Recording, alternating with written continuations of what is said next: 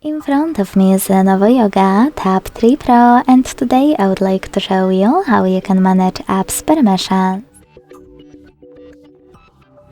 Begin by launching Settings and scrolling down to access Apps in Device section. Then tap on one of your apps that you wish to manage and click on Permissions over here. Now to deny this app access to any of those features, click on gray switcher next to the chosen one. Then confirm your choice in the pop-up.